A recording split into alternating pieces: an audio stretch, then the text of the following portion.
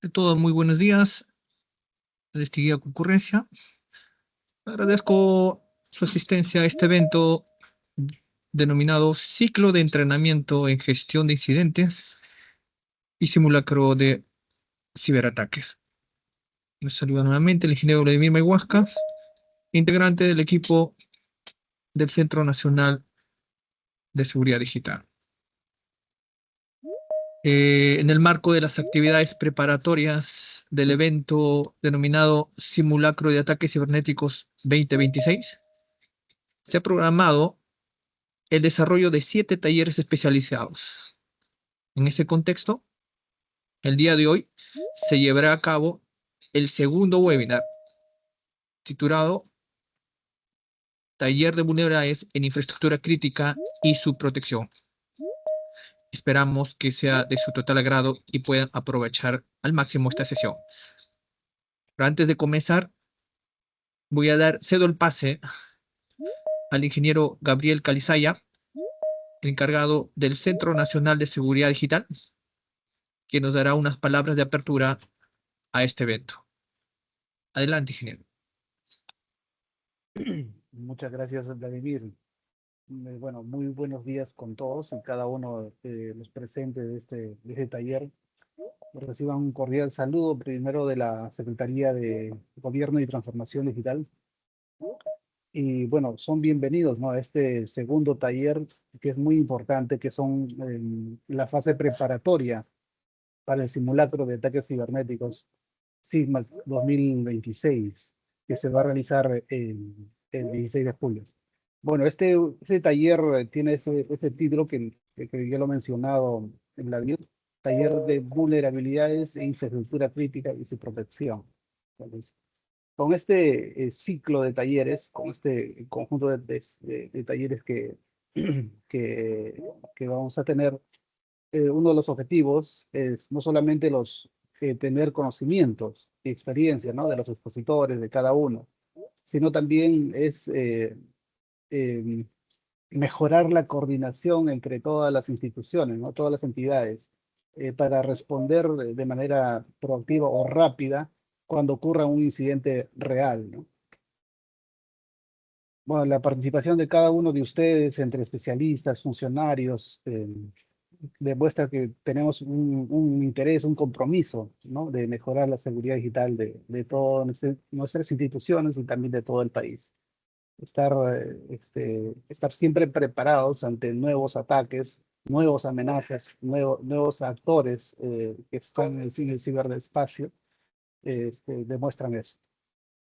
Nada, solamente agradecer su tiempo y dedicación para poder participar de este taller y que sea de provecho para cada uno de ustedes. Muchas gracias y que tengan un excelente día. Muchas gracias por sus palabras, ingeniero Gabriel. Con el avance de la tecnología y el uso cada vez más sofisticado de la inteligencia artificial, los ciberdelincuentes han fortalecido sus capacidades y perfeccionado sus métodos de ataque.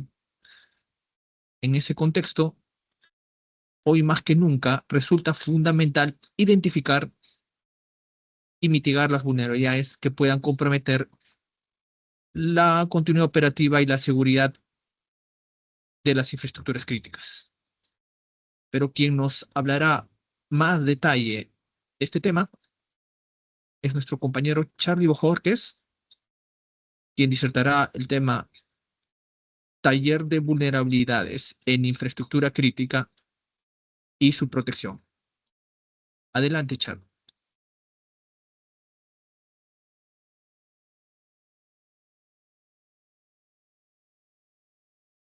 Hola, hola, buenos días. Hola, buenos días. ¿Cómo están? ¿Me escuchan? Fuerte y claro. Gracias. Van a disculpar, estoy ligeramente resfriado, cambio de clima y bueno, vamos a seguir adelante con esta presentación. Bueno, sean bienvenidos, como lo dijo ingeniero Gabriel Vladimir, a este webinar preparatorio del quinto simulacro de ataques cibernéticos CIMAC 2026. En esta sesión pues vamos a abordar el tema que es el taller de vulnerabilidades en infraestructura crítica y su protección, ¿no?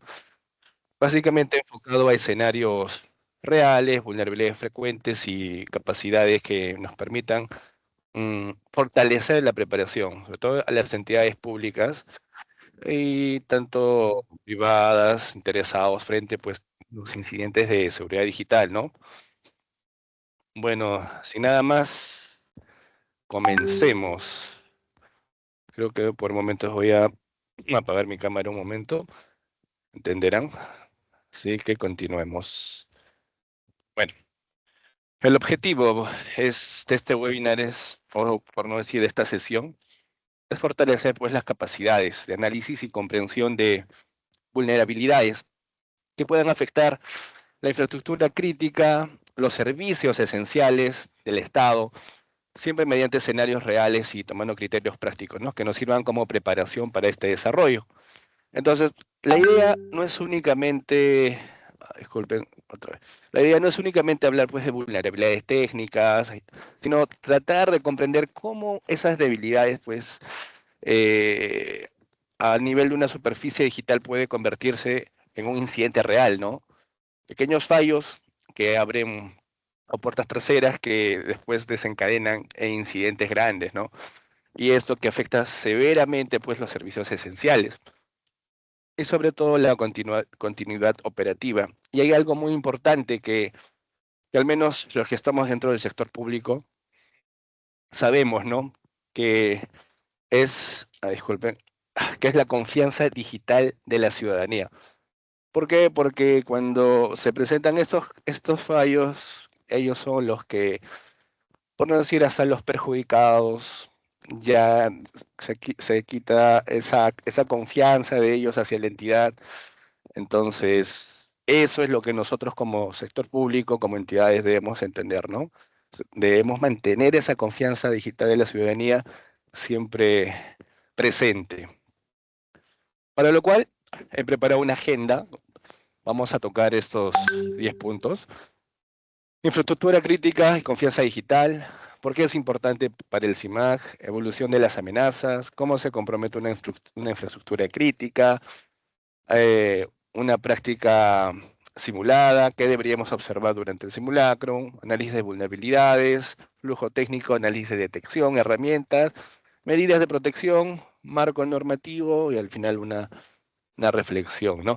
Esta es en una sesión anterior de este proceso, o sea, en el 2025, les comento, ya tuvimos la oportunidad de abordar también a detalles ciertos puntos de este mismo tema, ¿no? Entonces, estuvo orientado también a casos prácticos reales, explicamos la metodología. Entonces, para no redundar lo mismo, les invito a visitar el canal del CNCD. Les voy a pasar el enlace donde tenemos colgado pues todos los videos de los talleres que hemos realizado, para que ahí también puedan encontrar el video anterior a este. Podemos decir que esta es una segunda parte, el cual eh, les va a ayudar también a fortalecer o a continuar este ciclo, ¿no? Más lo hago para no repetir. A ver, un segundito por acá. Voy a compartirlo. Este es el enlace. Y dentro pueden ver también los otros webinars que el CNCD va realizando, ¿no? Ahora, pasemos al siguiente punto. Infraestructura crítica y confianza digital. Señores, vivimos pues en una sociedad donde gran parte de las actividades diarias dependen de servicios digitales, ¿no? Desde los sistemas de salud, las plataformas de identidad, trámites gubernamentales, servicios financieros, billeteras digitales, todo funciona sobre infraestructura tecnológica, ¿no?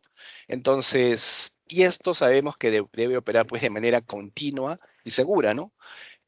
Esta interconexión nos ha permitido, o ha permitido tanto a nosotros como gobierno, a otros países, a modernizar los servicios públicos, ¿no? Mejorar la atención en la ciudadanía. Sin embargo, también pues, ha incrementado la superficie de exposición frente a amenazas cibernéticas. Hoy en día, pues, un incidente de seguridad digital ya no afecta únicamente a un sistema informático, ¿no? Puede impactar directamente en la continuidad operativa, tanto en la disponibilidad de servicios esenciales y lo que les había comentado anteriormente, la confianza digital de los ciudadanos. Entonces, ¿por qué es importante esto? Bueno, ya lo habíamos visto ahora recientemente un caso que ha habido, ¿no? Que ha sido muy sonado y que es de conocimiento público. Entonces, señores, no pasa solo un día sin que se denuncie un ciberataque, tanto en el Perú, en algunas partes del mundo. Mira, acá he hecho un pequeño, bueno, dicen, los delitos informáticos contra el patrimonio principal del fraude mediante dispositivos móviles fueron los más denunciados en el Perú en el 2025 y este año sigue en aumento. Las denuncias ante el Ministerio Público pasaron de 6.194 entre enero y marzo del 2025 a 7.829 en 2026, lo que representa un alza del 26,4. Ciberamenazas en Perú se multiplican por 9, ¿no?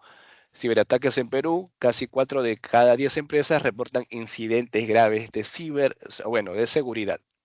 Y este es un extracto que sacó ESET de sus publicaciones que hacen mensuales, donde dice que el 38% de las organizaciones no implementa una solución anti-malware centralizada, donde el Perú está pues entre el 58,5%. Es para tal vez detenernos y analizar un poco esta situación. Y como les comentaba, un caso muy sonado que ha sido el de estas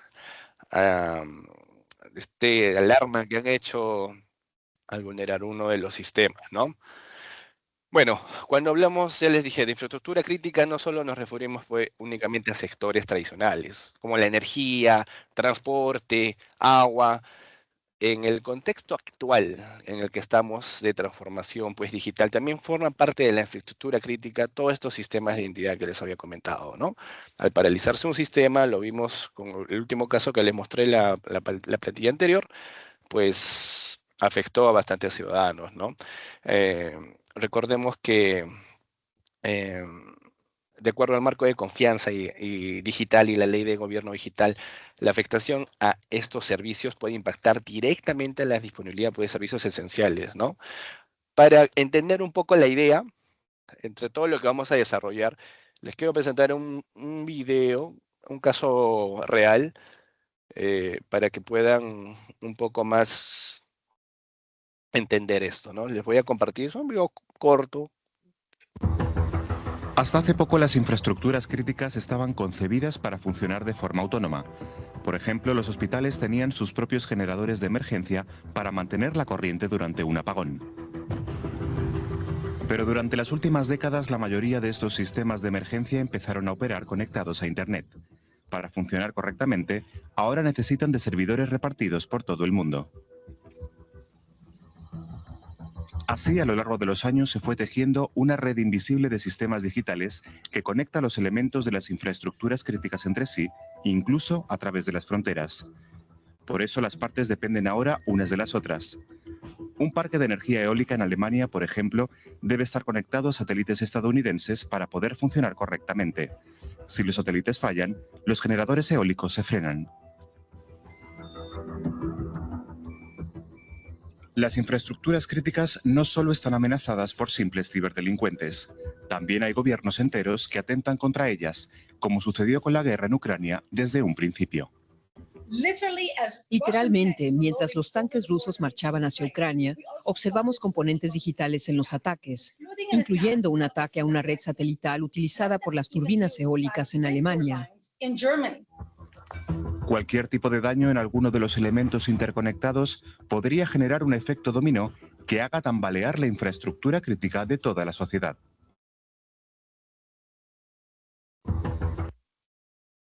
Bueno, interesante lo que nos dice, ¿no? Entonces, es por eso que los sistemas de infraestructura crítica, las plataformas transaccionales del Estado, la base de datos de los ciudadanos, los sistemas de salud, los sistemas financieros, las plataformas digitales que soportan esa continuidad operativa, tiene que ser segura, ¿no? Ahora, ¿por qué? Ay, disculpen. ¿Por qué es esto importante para este simulacro, ¿no? Durante el simulacro, pues vamos a desarrollar escenarios prácticos, justamente relacionados con diferentes fases de un ataque cibernético.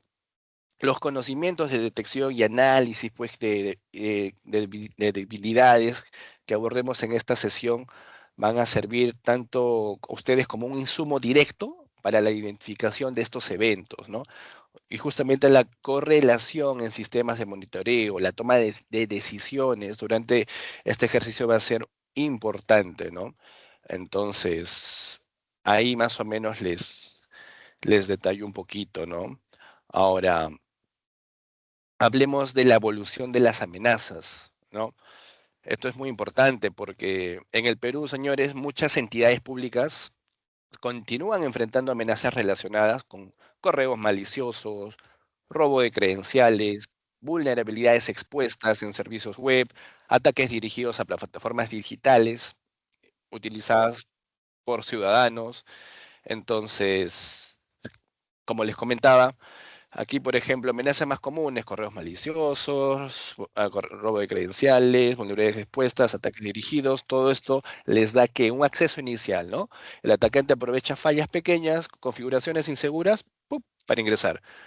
Una vez dentro, movimiento lateral, el atacante se desplaza por la red buscando otros sistemas, para después comprometer esos servicios críticos o esa información sensible, ¿no? ¿Qué impacto tiene? Interrupción de servicios públicos, pérdida de robo de información sensible, afectación a la confianza de la ciudadanía, que es lo, para mí, uno de los más delicados. Y obviamente el impacto económico y la reputación de esa entidad, ¿no? Entonces, los atacantes pues se aprovechan hoy en día de pequeñas fallas. Ya no es mucho a veces como lo vemos, como lo han visto a veces lo vemos en Hollywood, ¿no? Que sí existen ese tipo de ataques, pero esos son más financiados, son grandes, pero hoy en día los atacantes saben, aprovechan pequeñas vulnerabilidades eh, y empiezan por ahí, ¿no? Entonces, ahora en el transcurso que vamos a ir desarrollando, vamos a ir entendiendo un poco más esto. Entonces, como les decía, las amenazas actuales han evolucionado considerablemente durante estos últimos años. Hoy observamos ataques dirigidos a entidades públicas mediante ataques de ransomware, robo de información, ¿no? Campañas de phishing, explotación de vulnerabilidades expuestas en servicios institucionales. Sin embargo, la mayoría de estos incidentes de alto impacto continúan iniciándose por errores básicos, lo que les comentaba. Servicios expuestos innecesariamente, ¿no?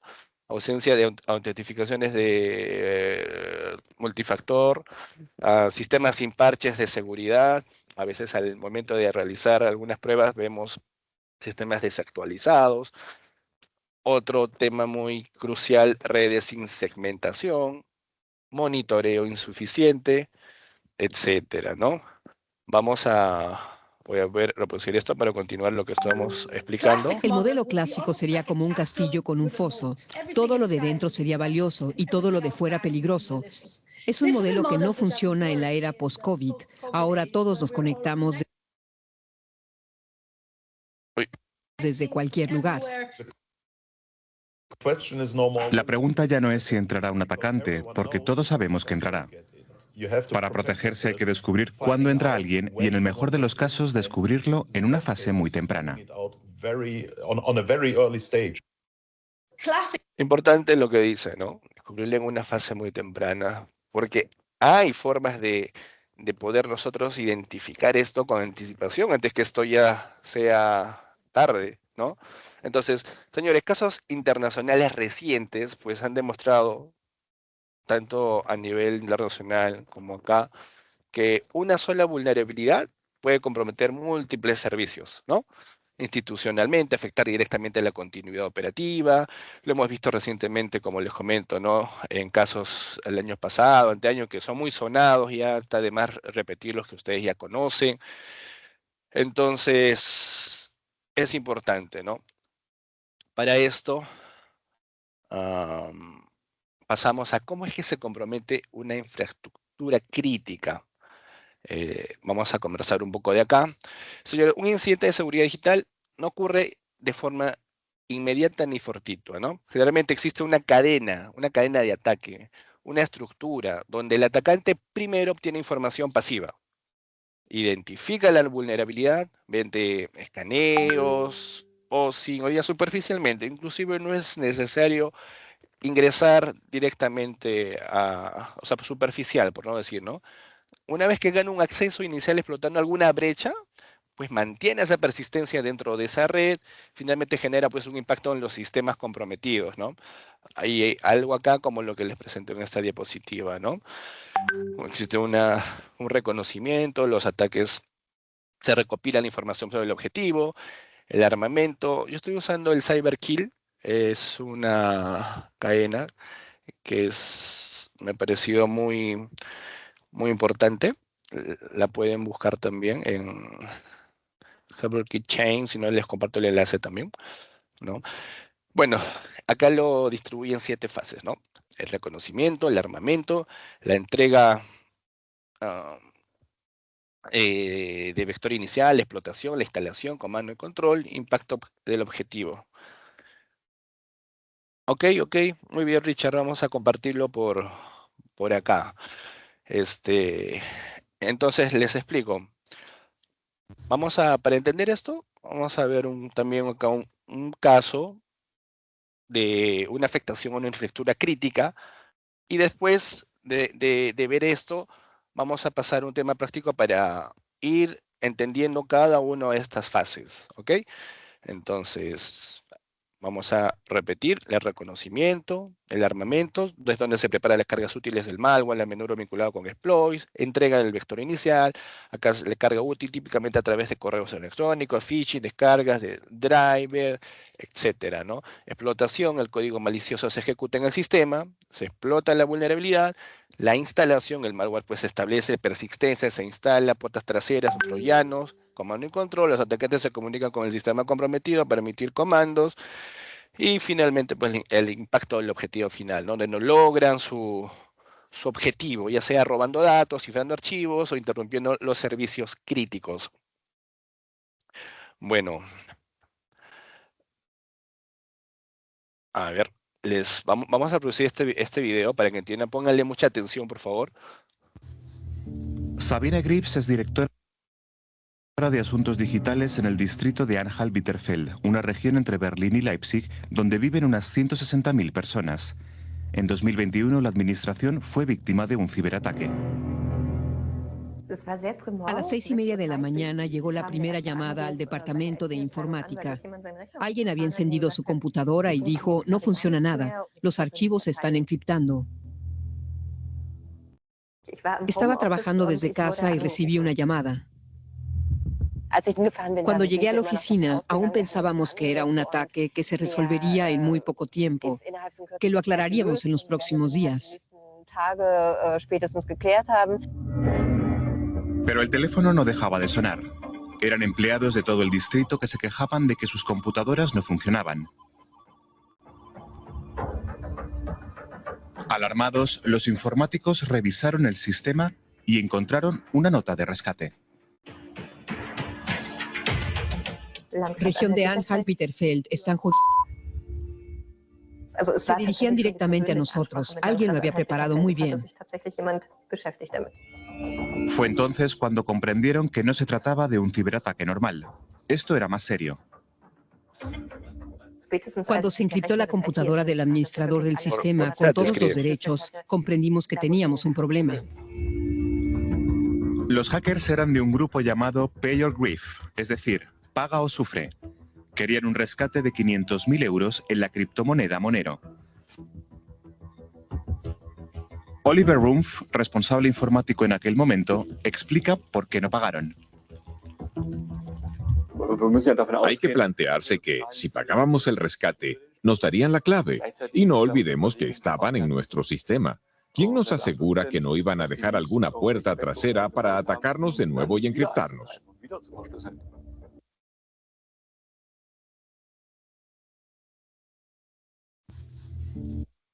Listo. Continuamos. Bueno, los ciberdelincuentes, pues señores, muchas veces, no sé si mi audio, a ver. si está activado. Voy a compartirles ese enlace. Un segundo, por favor. Acá lo tengo. Pam, pam, pam.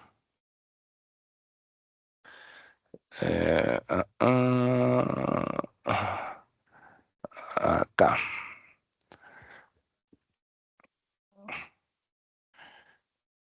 Listo. Se los compartí. Bueno, continuando, los ciberdelincuentes, señores, muchas veces pues aplican no solo lo que hemos visto acá, ¿no? En el video, sino hoy en día aplican una doble extorsión, ¿no? Por un lado, pues te bloquean, como lo hemos visto, y te encriptan los sistemas de sus víctimas, y por otro lado, amenazan con publicar esa información robada, ¿no? Si no se paga un rescate, que ya es, lo habrán visto, pues sobre todo los que estamos inmersos en esto es algo que se ve bastante, ¿no? Entonces, antes de ver cada fase, es importante también pues entender que un ciberataque contra una infraestructura crítica no ocurre pues de manera inmediata, como les comenté, ¿no? Sigue esta cadena progresiva, el atacante observa, prepara su vector de ataque, busca una forma de ingresar, se mantiene dentro y finalmente ejecuta sus acciones, ¿no? A partir de este escenario, revisaremos a continuación paso a paso esta cadena de ataque, desde el reconocimiento inicial hasta las acciones finales sobre el objetivo, ¿no? Este, vamos a, vamos a entrar al ejemplo práctico, pero antes que esto, vamos a ver este video más. Les invito a tomar mucha atención. Al final hay unas preguntas para que también les ayude a fortalecer su conocimiento. Para realizar un ciberataque, los intrusos necesitan acceder a la red informática. Para ello utilizan diferentes vías. Los correos de phishing son el truco más efectivo para penetrar sistemas ajenos. Un clic en un archivo adjunto o un enlace supuestamente seguro y el malware se instala en la computadora. ¿No sale? Así luego roban contraseñas y códigos de acceso. Los hackers suelen operar enmascarados y se disfrazan de contactos supuestamente fiables. Está bien. Engañan a la gente para que les revele sus datos de acceso. Este tipo de acción está basada en la confianza del usuario. Los servidores poco seguros que no se actualizan periódicamente también proporcionan a los hackers una puerta de entrada en la red. Una vez dentro, los intrusos pueden pasar semanas o incluso meses buscando información importante, datos tan valiosos que la gente luego no dudará en pagar para recuperar. Una vez que encuentran lo que buscan, encriptan los datos y envían un mensaje a sus víctimas ofreciéndoles la contraseña para abrir los archivos a cambio de un rescate. A las víctimas les quedan dos opciones: pagar, confiando en que recuperarán sus datos, o negarse y esperar poder recuperar parte de los datos secuestrados por sus propios medios.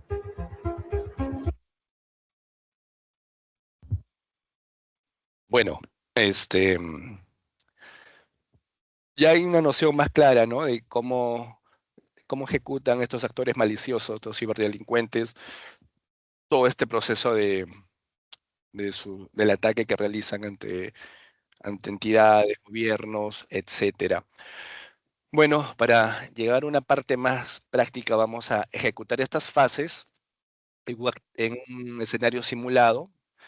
Esto hemos desarrollado acá una presentación. Bueno, lo que observamos en la pantalla es una simulación educativa, señores, y controlada, ¿no? Preparadamente exclusivamente para lo que es el CIMAC. El objetivo no es ejecutar ataques reales. Recuerden que no podemos presentar eso, pero sí, como les digo en los videos anteriores, hay casos de tierra reales que han sido protegidas, pero pueden verlo con más detalle. Acá vamos a ir a un tema más práctico. Si no, queremos ver cómo evolucionan pues, estos incidentes, ¿no? De seguridad digital dentro de una infraestructura crítica y qué señales pueden identificar o qué podemos hacer nosotros, ¿no? En la parte superior definimos pues, el análisis. Acá, por ejemplo, yo tengo un terminal. Vamos a trabajar con una entidad simulada que es entidad demo.go.p. Entonces, vamos a ejecutar la web. HTTPS, pan, vamos a, ay, me falta un puntito acá abajo. Ya, a ver, entidad demo.gov.p. Ya, vamos a trabajar con esta web. Ejecutamos. Uy, no, me equivoqué, es XDG. Listo.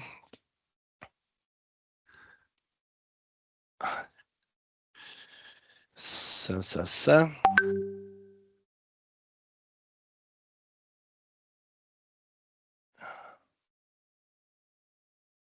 Listo. Ahora sí. Ejecuta estado 200, ok. Esta es la entidad con la que vamos a trabajar. Como cualquier entidad, pues tiene su mesa de partes digital, consulta de trámite, su login, canales de atención, servicios en línea, como cualquier entidad pública que tiene, ¿no? Entonces, vamos a, un segundo, a ejecutar nuestro simulador. Acá vamos a aprender cómo se compromete una estructura crítica. Ya tenemos nuestra entidad demo.gov.p. Vamos a cargar el escenario, back, ya nos dice cargado correctamente. Y en este escenario de demostración, una entidad pública mantiene servicios digitales para atención a la ciudadanía, ¿no? Un atacante va a intentar ya va a pasar toda esta observación inicial que vamos a ejecutar hasta el final, hasta el robo de información, ¿no? Un mensaje, como lo habíamos visto en el segundo video, mientras más temprano, señores, se detecte, menor será el impacto sobre la entidad, ¿no? Entonces, ¿qué es lo que debemos observar? Cada equipo de seguridad, pues servicios expuestos, tecnologías visibles, correos sospechosos, enlaces adjuntos, accesos inusuales, cambios no autorizados, movimientos pasivos de datos, alteración en servicios, etcétera, ¿no? Vamos a entrar a la fase de reconocimiento. Para esto, acá yo tengo un panel simulado que simula un panel SOC, un panel donde he centralizado las consultas, por ejemplo, cuando tú ejecutas una herramienta en Kali para hacer un reconocimiento como es el what web, haces un juicio, haces un ditch, para no estar ejecutando fase por fase, lo he centralizado todo acá, desde las consultas, para que una vez cargado, al momento que yo ejecute acá mi simulación, me llame a esas consultas, ¿no? Un poco para acortar esto. Hoy en día se puede automatizar muchas cosas y podemos aprovechar de eso, ¿no? Entonces vamos, como les repetía, vamos a trabajar con la entidad-demo.gov.p. Vamos a pasar con la parte, ejecutamos, vemos que ya se ha ejecutado un juicio desde Calisimag, la entidad demo.p, ya nos ha reconocido, por ejemplo, a la entidad que a dónde está apuntando, los servicios, también se ha ejecutado un nmap para ver los puertos abiertos, hemos ejecutado un ditch entidad demo.unsure para ejecutar también la IP con la que está trabajando y para ver el servicio de correo que tiene activo, ¿no? Entonces, ¿qué vemos acá? Primeramente, ¿dónde estamos? En el juicio, acá pueden ver en la parte de arriba. ¿Qué hemos visto? Se está identificando la información relacionada con la organización responsable del dominio, ¿no? Los servidores DNS asociados a ese dominio. Esto puede ayudar a un atacante a entender cómo está estructurada la infraestructura tecnológica. Esto es solo reconocimiento, ojo. ¿Ah? Finalmente, pues se observa que su dominio está activo, estatus activo. Más abajo, al hacer la consulta, vemos que hace la consulta de DNS tipo A, ahí se identifica pues la IP pública asociada, acá, la IP al dominio institución. Después, más abajo podemos ver en la que está acá MX, ¿no? Que al ejecutar el comando ditch entidad demo.p mx sure nos está botando el correo asociado al dominio, ¿no? acá. Todo esto nosotros lo ejecutamos desde nuestros entornos virtuales, como ahora lo están viendo, en el trabajo día a día, ¿no? A un ataque superficial, una identificación, disculpe. Entonces ya hemos identificado el servidor de correo, ahora estamos ejecutando un nmap, ¿no? Para que nos bote a la IP que hemos identificado. ¿Para qué? Para observar servicios web ah, abiertos, ¿no? Acá tenemos puertos abiertos. Hemos observado también acá el web para ver la tecnología que están usando, que es también muy importante. Conocer la tecnología a nosotros nos ayuda, o más que tanto a nosotros como a los atacantes, a identificar vulnerabilidades conocidas, ¿no? Configuraciones inseguras, tanto desactualizadas, etcétera, ¿no? Acá, por ejemplo, vemos que, ¿dónde estamos? X-Frame Options, una cabecera de seguridad llamada. Esta cabecera, por ejemplo, es un tipo de configuración que ayuda a proteger de aplicaciones web, ¿no? Frente a ciertos ataques relacionados con, por ejemplo, manipulación de contenidos, carga de, de información. Ahora, no necesariamente significa una vulnerabilidad crítica, pero sí representa una oportunidad de mejora, ¿no? Entonces, esto, ¿cómo lo ve desde una lectura defensiva, ¿no? Disculpen, acá también nos ha identificado al ejecutar el web hacia la entidad, que tiene una versión de Java desactualizada. Hoy tenemos conocimiento que a partir de la versión 3.5 hacia abajo son versiones vulneradas, ¿no? La 3.5, la 3.4, la 3.0, 1.6, y en el trabajo que hacemos, a veces necesitamos la tecnología en algunos portales web y vemos pues que tienen tecnologías desactualizadas, ¿no? Como es el caso que les menciono. Entonces, es importante hacerlas porque estas, este, por no decir, estas versiones presentan un CVE identificado con vulnerabilidades tipo cross-scripting, eh, entre otras, ¿no?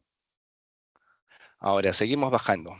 Acá yo he puesto lectura defensiva porque es lo que ahorita el escenario que está ocurriendo, ¿no?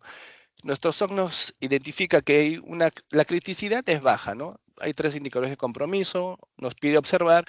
El atacante hasta este punto aún no ha ingresado, pero ya conoce la superficie expuesta de los servicios de tecnología visible. Entonces, ¿qué pasa si nosotros no restringimos la tecnología en la que usamos, no tenemos los puertos abiertos, como en este caso, o damos más detalles? Ellos ya van haciendo como una estructura de lo que tiene esta entidad, ¿no? ¿Cuál sería, en este caso, el punto de control? Mientras más temprano nosotros detectemos esta actividad anómala o esta exposición innecesaria de información, será menor el impacto. Entonces, muchas veces cuando realizamos esos análisis de vulnerabilidad, les pedimos pues a las entidades que no expongan tanta información de sus servicios, ¿no? Porque estas son consultas que lo pueden hacer incluso hasta desde un navegador, no necesariamente desde una herramienta. Hay muchas formas de obtener. Entonces, esto nosotros, para darle un poco más, le vamos a dar un registro de caso simulado. Ustedes cuando dentro de un equipo SOC, ¿qué es lo que hacen? Registran el incidente en su entidad y lo pasan a un registro de incidente. En este caso nosotros trabajamos con un CECIR en el de HAI. Acá hay un simulo que he registrado el reconocimiento que se ha observado y cuál es la respuesta del equipo CECIR. O sea, ahí se activa el equipo CECIR y vamos a activar la respuesta. Entonces, ¿qué es las acciones recomendables para el equipo? En este lado ya nos ponemos del lado del equipo de respuesta: validar activos expuestos en Internet, contrastar inventario institucional, reducir banners y metadatos innecesarios, revisar exposición a servicios de administración, ¿no? Entonces, en esta fase de reconocimiento nos demuestran muchas cosas. Muchas veces los atacantes pues, pueden obtener bastante información sin ni siquiera ingresar a nuestros sistemas, ¿no? Por eso el monitoreo continuo el hardening, la reducción de superficies expuestas, es fundamental para este tipo de protección. Ahora pasemos al armamento. Con esta información reunida, pues el atacante va a preparar un medio de ingreso, ¿no? ¿Cómo lo hace? Correos falsos, archivos maliciosos, enlaces fraudulentos, explotación de una vulnerabilidad conocida. Hay muchas maneras de hacer esto, ¿no? Ahora vamos a ejecutar la simulación.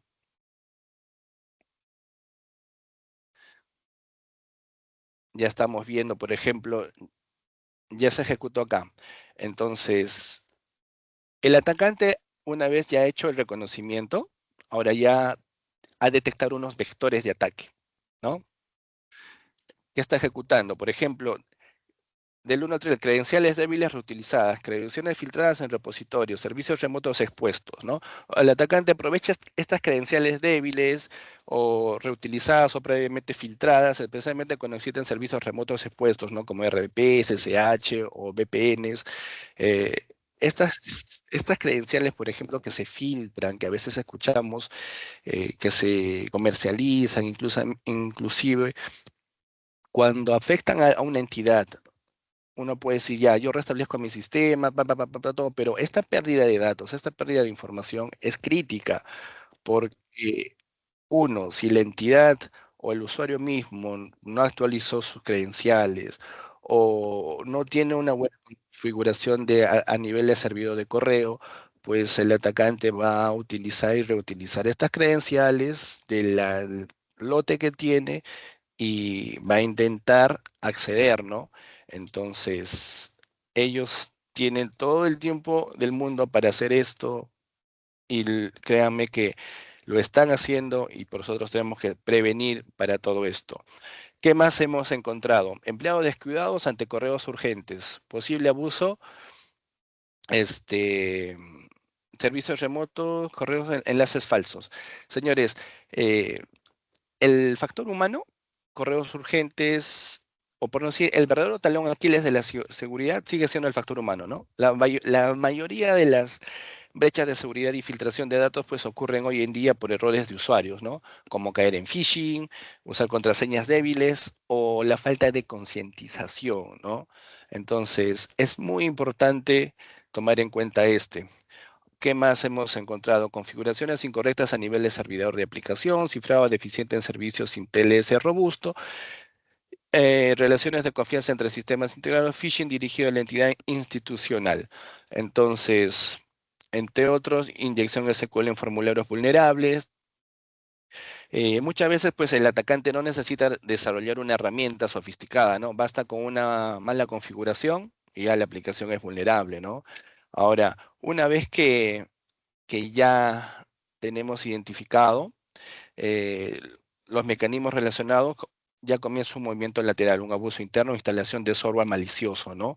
Entonces acá ya se ha preparado un phishing, ya tenemos identificado un usuario, ¿no? Entonces vamos a simular una actualización urgente de credenciales con un acceso a identidad demo.example, o sea, se simula, estamos trabajando con una entidad demo, ¿verdad? Entonces, acá lo que hacen ellos es simular la misma entidad, pero con otro dominio, ¿no? Ya no es .co.p, sino es el mismo dominio, pero digamos .com, ¿no? Ya saben que ya tienen una víctima identificado, lo van a hacer mediante correo y les hacen enviar un comunicado de seguridad, ¿no? Entonces, ¿esto para qué? Para o sea, el atacante evalúa el camino de menor resistencia, no necesita atacar todo, basta un vector débil para empezar. Entonces, ¿qué es lo que nos ayuda a nosotros para evitar esto? Tener pues un MFA, capacitaciones, parcheos, revisión de accesos remotos, monitoreos de control y similares, y desde el equipo de respuesta CECIR, pues bloquear dominios similares, reforzar las configuraciones SPF, de aquí intimar de los servidores de correo, que es muy común. La última vez recibí un incidente de que estaban recibiendo un correo donde se recibían un usuario de una entidad, recibió un correo de sextorsión, ¿no? Donde le decían que tenían contenido de él que habían grabado y que pedían que que le haga un pago para si no esto iba a ser público, ¿no? Al revisar las cabeceras, identificamos que era una falla en la configuración de correo, no tenía el de King actualizado, y esto permitió pues que el atacante realice un spoofing y emite ese correo dentro, ¿no? Entonces, es muy importante tener esto. Y el momento de incluso darle las medidas correctivas, lo que tomó no sé, el oficial de seguridad de esa entidad fue solo pedirles que cambien las contraseñas. Pero eso no iba a ayudar, porque después yo al revisar a los 3, 4 o 5 días, vi que seguía expuesto, o sea, seguía los errores de configuración a nivel de seguridad de correo, seguían desactualizados. Entonces, no basta, señores, con cambiar con que pedirles a todos que cambien su contraseña. Tenemos que revisar nuestro servidor de correo que tenga las políticas correctas y actualizadas, ¿no? Y eso es lo que nosotros también como el centro ayudamos a las entidades.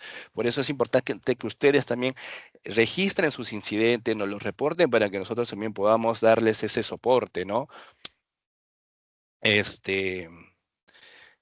Entonces, continuamos. Ya pasamos el reconocimiento, ya hemos visto lo que es el armamento, ahora nos vamos a la entrega. A ver, acá. Vamos a ejecutar.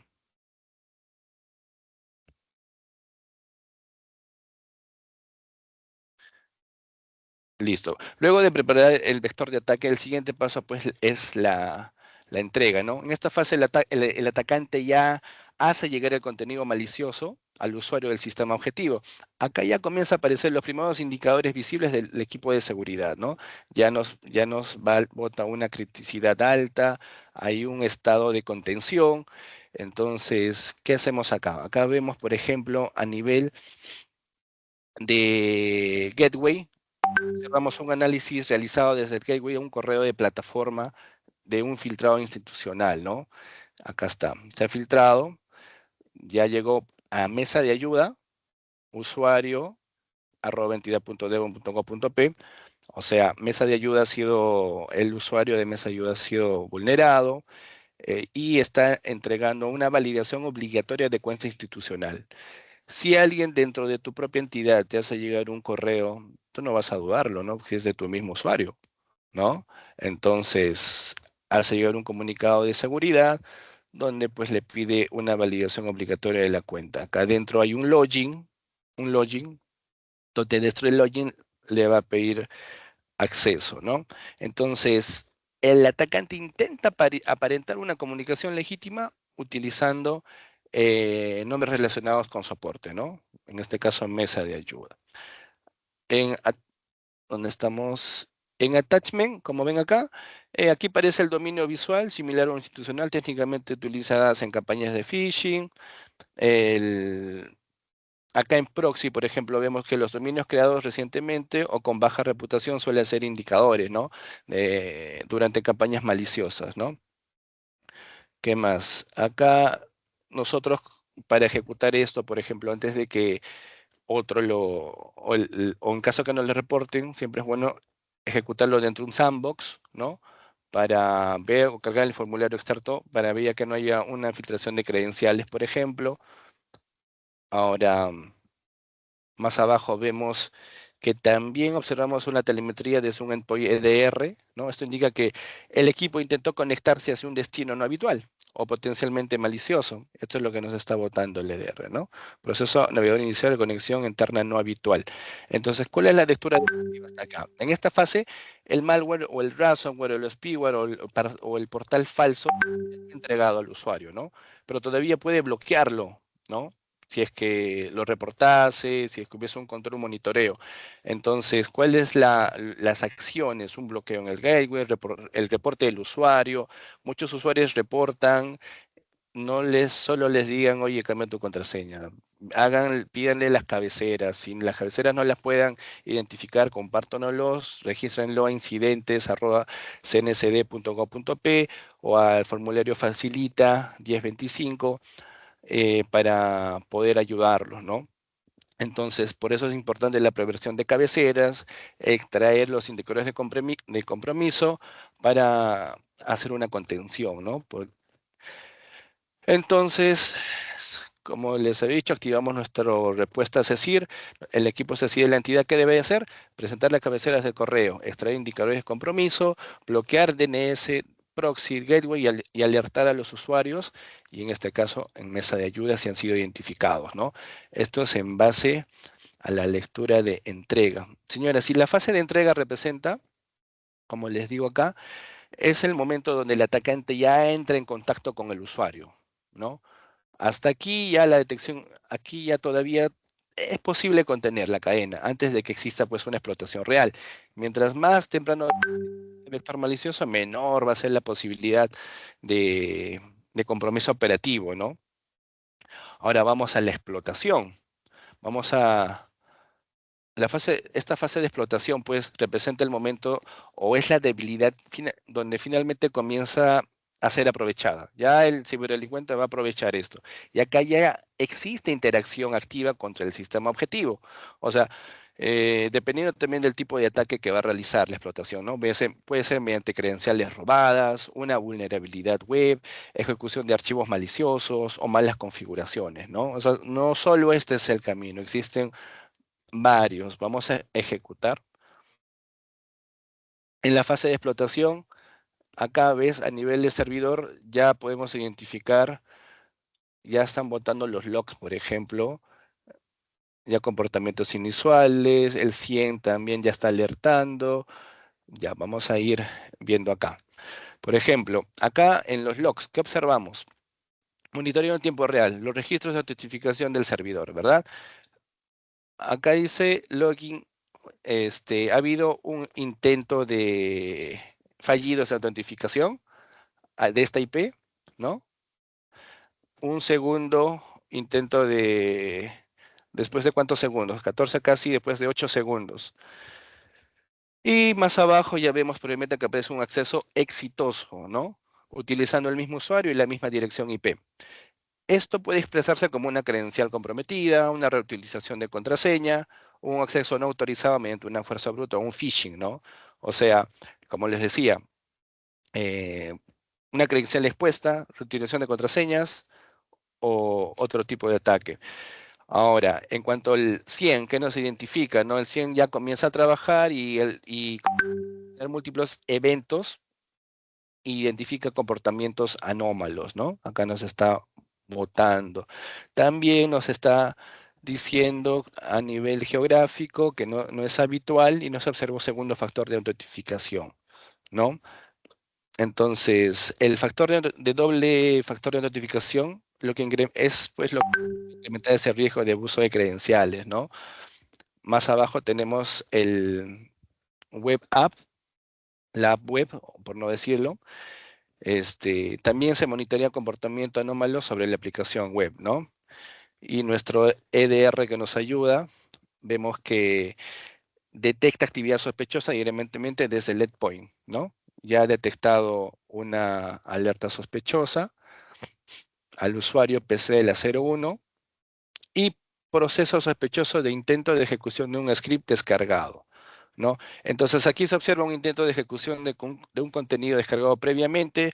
Esto ya podría representar una ejecución inicial del malware, un script malicioso o herramientas utilizadas durante la intrusión, ¿no? Ya se va a empezar a ejecutar. ¿Cómo lo vemos esto? Una vez más, desde la parte defensiva. Una vez entregada la carga útil, ¿qué va a empezar? La explotación, ¿no? Según el tipo de ataque. Credencial robada, vulnerabilidad web o mala configuración. Hasta acá, ¿qué podemos hacer? ¿Podemos esto? Sí, podemos. Podemos bloquear la sesión, exigir un MFA, revisar los logs, rotar credenciales, validar el alcance inicial. O sea, la fase de explotación representa pues el momento donde la amenaza ya comienza a interactuar activamente con el entorno del objetivo, ¿no? Si la detección se ocurre aquí, sí esto debería posible contener el incidente, ¿no? Antes de que el atacante ya logre la persistencia o el control completo, ¿no? ¿Cómo debe activarse el equipo CECIR? Pues cerrar sesiones activas sospechosas, forzar el cambio de contraseña, aplicar doble factor, revisar logs de notificación y aplicación y monitoreo. Entonces, ¿por qué puse acá este cuadrito de respuestas así? Porque son las acciones que cada equipo CECIR de cada entidad debe hacerlas. ¿Por qué lo hemos priorizado como alta? Porque ya es alto, o sea, ya es algo que amerita este tipo de remediación. Estado, contención, ¿no? Igual, nuestro panel SOC nos los ha identificado, 18 indicadores de compromiso, 84 eventos, ya lo califica como incidente y de criticidad alta, ¿no? Vamos a pasar ahora a instalación dentro de nuestra cadena. ¿Qué nos dice acá? El atacante intenta mantenerse dentro del entorno mediante puertas traseras, tareas programadas, usuarios nuevos o configuraciones alteradas, ¿no? Entonces, vamos a ejecutar acá la fase de instalación. Acá vemos que el atacante ya logró acceso y ahora intenta asegurarse de poder volver a ingresar, ¿no? O sea, aunque cambies la contraseña, aunque reinicies el servidor, aunque cierres la sesión, el atacante busca dejar mecanismos que le ayuden a mantener control. Ojo, entonces, esta fase pues, de instalación representa el intento del atacante de ¿qué? Mantener persistencia dentro de ese entorno comprometido. Aquí el objetivo pues, ya no es solo ingresar, sino es permanecer dentro del sistema, ¿no? ¿Para qué? Para futuras acciones. Es lo que hace. O sea, no creamos que todo va a ocurrir en un momento. Ellos actúan cada cierto tiempo, van tomando acciones. Entonces muchas veces los atacantes intentan pues dejar puertas traseras, ¿no? Cuentas ocultas, tareas automáticas que les permitan regresar posteriormente. Acá vemos, por ejemplo, a nivel de servidor, observamos una revisión de cuentas con privilegios elevados dentro del servidor. Esto es lo que normalmente tiene al revisar el servidor, un admin, un soporte, un backup del servicio, ¿no? Pero hay una cuenta no reconocida, soporte, TEN, ¿no? Eso y es una cuenta sospechosa. Sin embargo, aparece una cuenta, esto puede representar una cuenta creada por el atacante, ¿no? Para mantener acceso o persistencia del entorno. Si nosotros no identificamos, sabemos lo que está ahí o no monitoreamos, puede ser crítico. Entonces, en muchos incidentes reales, las cuentas creadas por estos atacantes aparenten ser cuentas pues legítimas, ¿no? ¿Para qué va a pasar desapercibidas? Ahora, en tareas programadas, ¿qué tenemos? También se revisan tareas automáticas ejecutadas por el asistente, ¿no? Ha sido creada una tarea programada, acá está. Estas son las que normalmente ya tiene el sistema, pero han creado una nueva acá, ¿no? Vemos tareas anormales a nivel de archivos recientes creados, ¿no? Por ejemplo, sync update, pack, ¿no? Esto podrá representar un mecanismo automático utilizado para el atacante, para ejecutar acciones, ¿no? Más abajo vemos un login PHP modificado hace 3 minutos, ¿no? Aquí observamos la modificación reciente de un archivo sensible. Ahora, más abajo, donde dice config.back, también hace 2 minutos, también aparece la creación de un archivo no habitual o un respaldo sospechoso, ¿no? Ahora, desde Web Shell, ¿qué vemos? Aquí se detecta, pues, una referencia a un posible Web Shell, ¿no? Como un ejecutable, ¿no? Ahora, el EDR que nos alerta, una técnica, se ha creado creación de cuenta, tarea programada, modificación de archivo web, ¿no? La correlación contextual de estos eventos, pues, es fundamental para poder identificar esta actividad maliciosa, ¿no? Entonces, ¿cuál sería la lectura defensiva hasta acá? Si el atacante ve esa oportunidad de ataque o deja una puerta trasera, va a volver sin repetir el vector inicial. O sea, hasta este punto, nosotros, ¿qué nos tocaría? Aislar un host, preservar la evidencia, revisar cuentas, tareas de integridad de archivos y aplicar un hard naming, ¿no? Hasta aquí la fase de instalación marca un momento donde el atacante ya intenta asegurar la permanencia dentro del entorno. O sea, si no detectamos aquí, el atacante se va a mantener silenciosamente durante largos periodos antes de ejecutar pues su impacto final, ¿no? De igual forma, activamos una respuesta para el equipo CECIR que ya lo catalogamos como una prioridad crítica, ¿no? Ya es una contención en curso. ¿Qué medidas debemos tomar? Aislar el host afectado, preservar las evidencias antes de limpiar, eliminar cuentas o tareas no autorizadas y validar integridad de archivos críticos. Cada uno de estos puntos, bueno, en cuanto a otro tipo de fases, son las que en las próximas webinars vamos a estar trabajando también para que podamos ahondar más en los temas. Ahora pasamos a comando y control. El sistema comprometido a este punto ya va a intentar comunicarse con el servidor, ¿no? Ya van a recibir instrucciones, emitir información o mantener control remoto de esto. O sea, el atacante ya no solo tiene acceso hasta acá, ahora ya puede comunicarse remotamente con el sistema comprometido. O sea, envía instrucciones, controla el equipo, puede mover información, puede descargar herramientas, puede ejecutar acciones o puede coordinar el ataque completo, ¿no? Al ejecutar esta simulación, ya vemos, miren, ¿ves? Vamos a bajar acá. Ya. O sea, aquí el sistema afectado ya comienza a intercambiar información con la infraestructura, ¿no? Cuando esta fase si esta fase no es detectada, señores, a tiempo, el atacante ya puede operar de manera persistente, ¿no? Dentro de su entorno. Entonces, acá vemos que han ejecutado, a ver, déjenme ver. Bueno, se ha ejecutado el comando.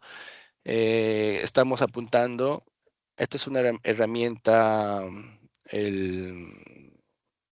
de red, Shark, al Ethernet aplicando un filtro de visualización. Vamos a usar el "-y" porque solo queremos que nos muestre el DNS, el HTTP y el TLS.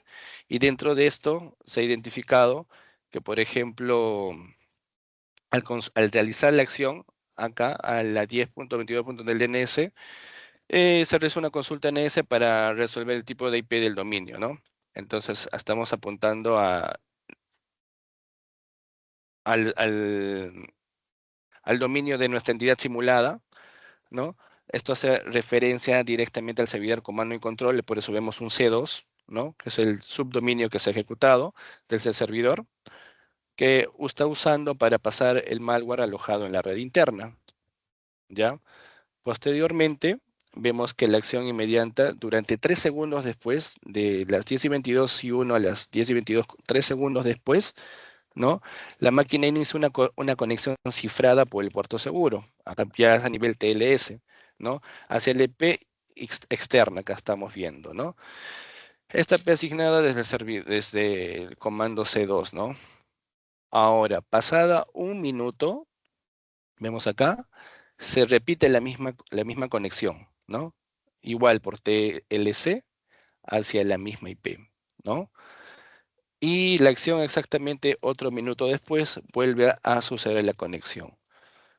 Entonces, muchos troyanos de acceso remoto o RATs o agentes de explotación, pues están propagando, por no decir, están programados para llamar a casa. Es como que vienen tocando cada cierto tiempo para ver que estén activos, ¿no? En este caso el intervalo es de 60 segundos y prácticamente el objetivo es una ráfaga periódica.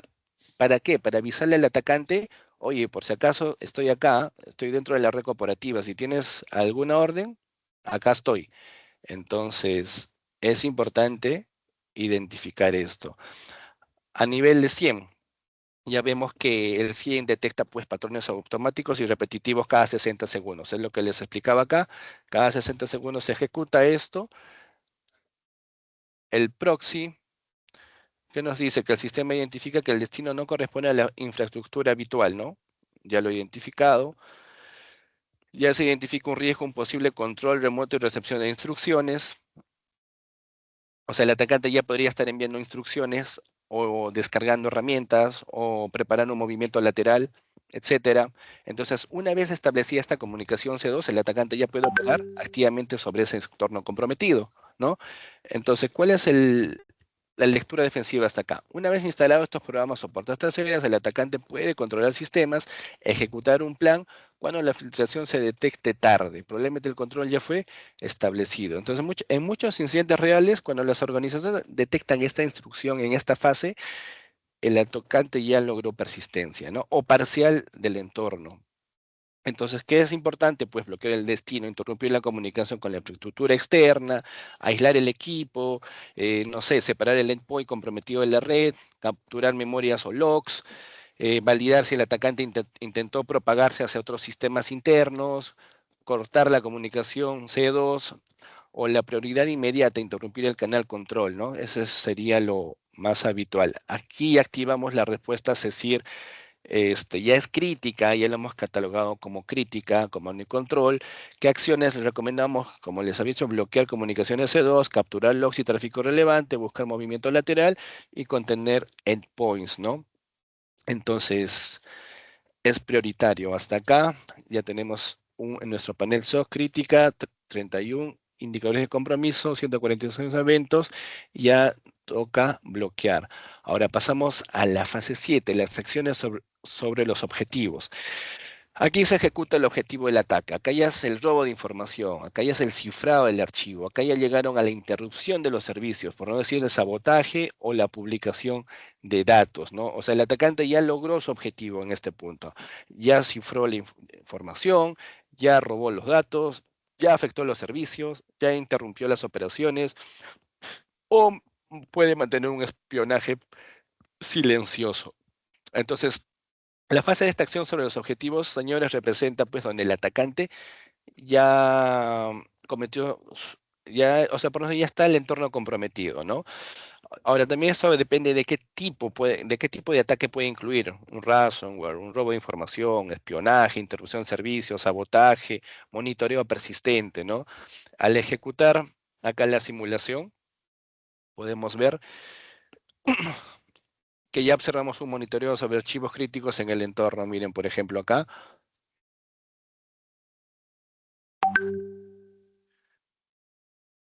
Ya nos bota acá, dentro del servidor, al monitoreo del servidor, nos dice pues que el sistema detecta modificación masiva de archivos en muy poco tiempo, ¿no? Miren, este comportamiento es altamente compatible con procesos automáticos o cifrado de ransomware, ¿no? Más de 1225 archivos modificados. También vemos una extensión simulada Locket Demo. También se detecta una nueva extensión. Estos incidentes reales, muchos equipos de ransomware roban archivos cifrando utilizando extensiones específicas. Ahí son muy conocidas. Por ejemplo, yo acá le he puesto Locket Demo, pero dentro de la realidad, por ejemplo, hay actores maliciosos como WannaCry que cifra sus archivos con .wncry, ¿no? O Ryuk. Eso ya es las extensiones que usan estos equipos de ransomware. Los que han tenido algún ataque de estos saben, ¿no? De qué les estoy hablando. Ahora, ¿qué más tenemos acá? DLS revisar las transferencias.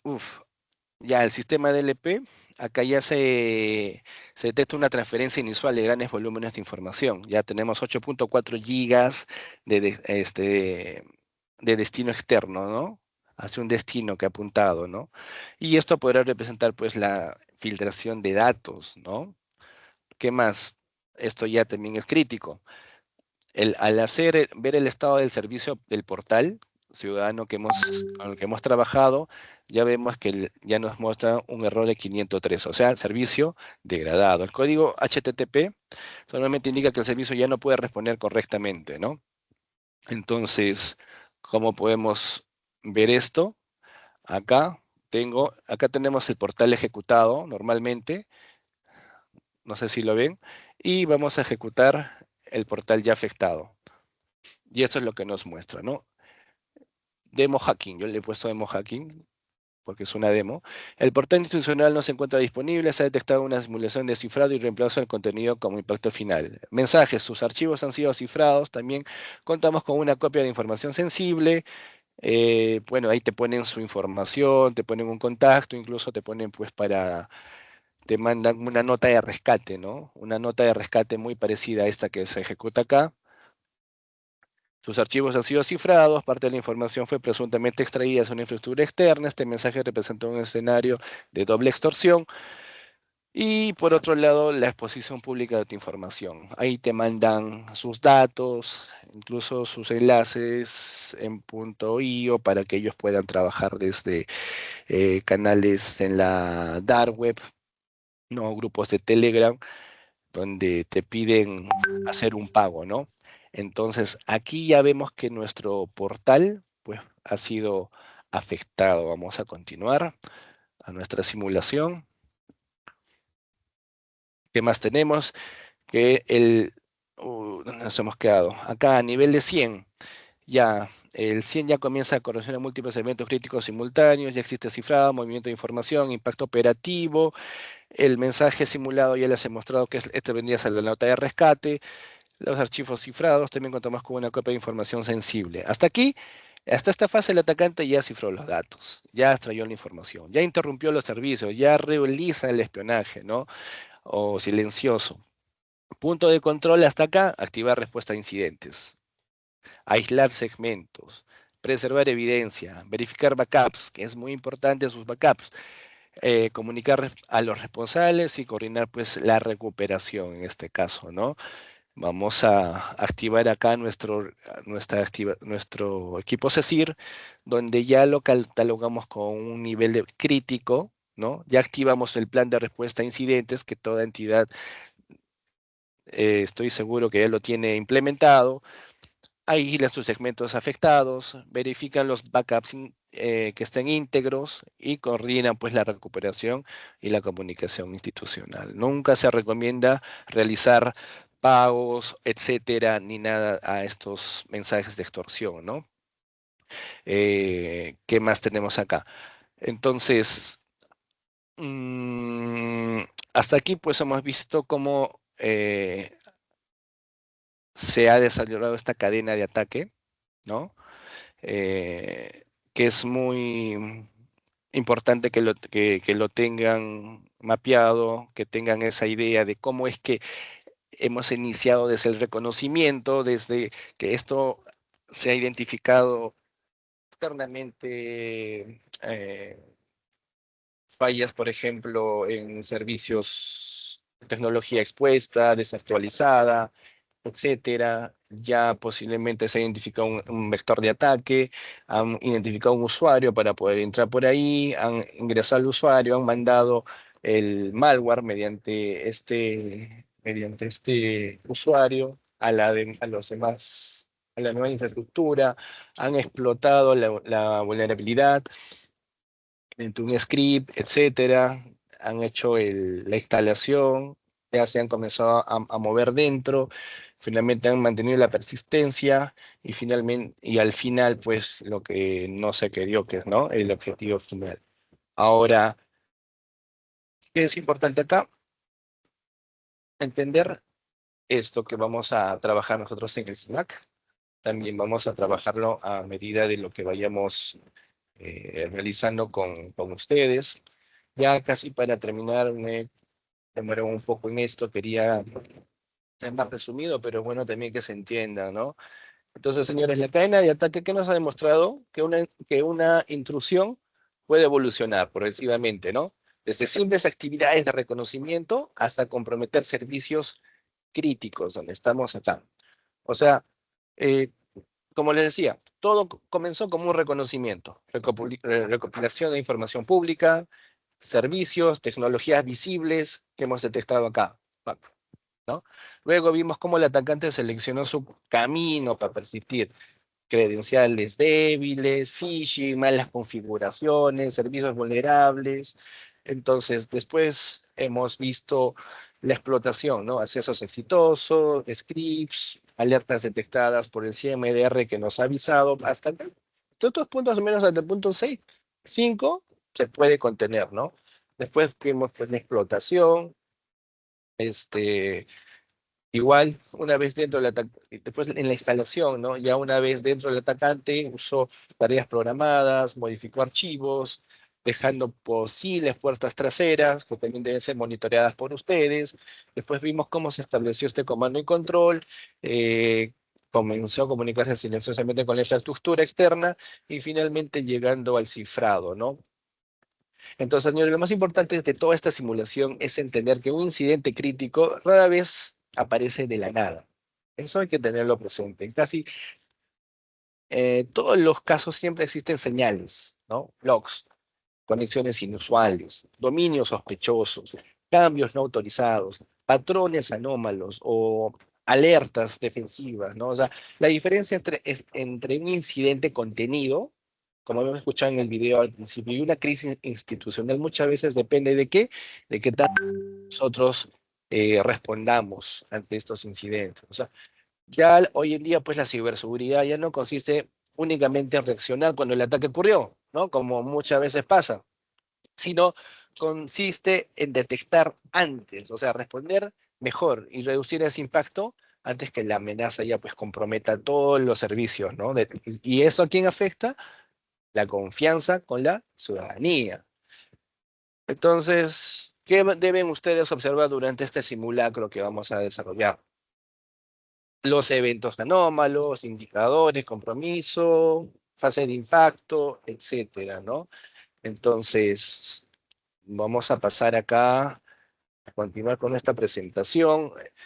Acá muy rápido, solo para mencionarles las vulnerabilidades, los tipos de vulnerabilidades que se tienen. Como les decía, esto ya lo tengo más detalle en el video anterior, pero siempre es bueno tener en cuenta que todo análisis serio de vulnerabilidades tiene un ciclo, ¿no? Primero, nosotros identificamos qué activos tenemos expuestos, qué debilidades presentan, una base de datos, por ejemplo, sin cifrado, una API pública sin control. Luego evaluamos qué tan grave puede ser esa falla, si permite acceso no autorizado, si se filtra información sensible. Después viene la priorización, ¿no? Donde no todo se puede corregir, señores, al mismo tiempo, pero se actúa primero sobre lo más crítico. Es por eso que cuando trabajamos con una entidad y les pedimos que tengan identificados sus servicios críticos, no es para que, digamos, muchas veces me ha pasado que ese momento comienzan a pensar o cuál es, o me dicen en 2, 3 días, o les aviso, no. Ustedes ya tienen que tener identificados sus sistemas críticos, ¿no? ¿Para qué? Para cuando solicitan un servicio, tanto a nosotros desde el centro o lo hagan ustedes, prioricen los que deben ser remediados, etcétera, ¿no? O sea, y remediar no significa aplicar parches, cerrar accesos, cambiar funciones, es pues tener un monitoreo constante. No basta con hacerle una vez un análisis de vulnerabilidades y con eso terminé, ¿no? No, ahora, ¿qué les comento acá? Ay, se pasó, vamos. Como les decía, tenemos vulnerabilidades de tipo software, de red, procedimentales, físicas, humanas. Ya está un poco redundar acá, ya hemos hablado que el factor dentro de la ciberseguridad, nuestro talón de Aquiles siempre va a ser el factor humano. Nosotros desde el centro trabajamos con 2 tipos de análisis, automatizado y manual, ¿no? Esto a nosotros nos permite ayudarles desde escaneos masivos, detección automática, eficiencia en escalabilidad, pero siempre un análisis manual es más, tiene más detalle, ¿no? Vemos el contexto de la lógica, generamos falsos positivos, confirmamos si en verdad sigue riesgos o cosas así, y precisar la profundidad, ¿no? Entonces, em, a ver. Ahora, herramientas. Siempre escucho decir qué herramientas puedo usar, qué herramientas me recomiendan. Es bueno que entender que dentro del análisis de vulnerabilidades existen distintas herramientas y técnicas que se utilizan, según el objetivo, ¿no? No todas las herramientas nos sirven para lo mismo. También es el tipo de trabajo que uno va a hacer.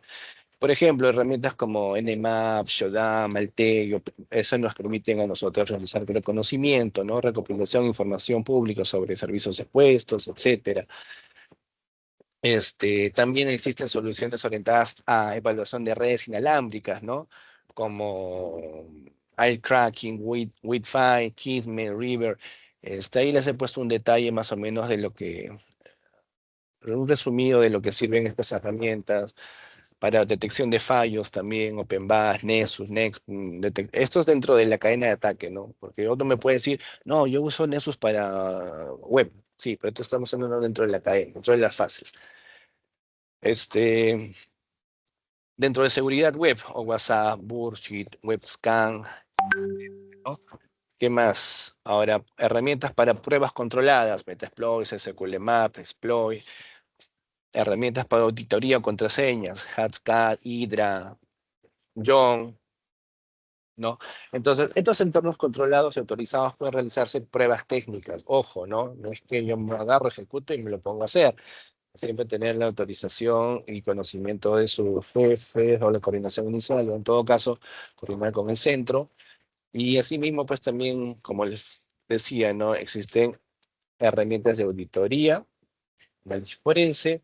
Sin embargo, este aspecto es importante, continúa siendo pues un criterio técnico, ¿no? O sea, siempre la validación manual va a ser la que nos va a dar más información.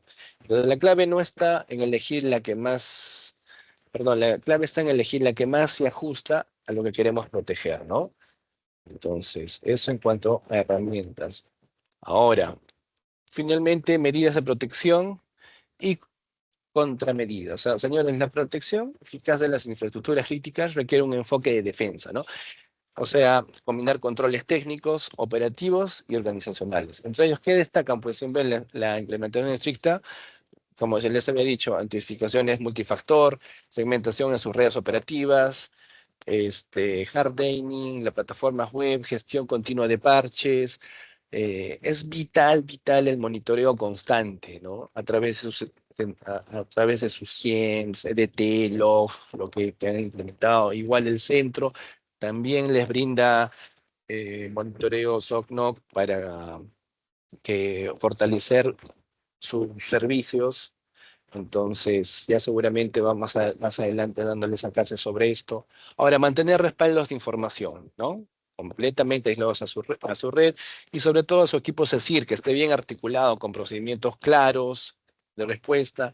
Entonces, una vez, no basta, pues las vulnerabilidades señores, las vulnerabilidades pueden reaparecer, ¿no? O surgir nuevas. Con cada cambio, cada integración, pues el monitoreo siempre va a ser fundamental.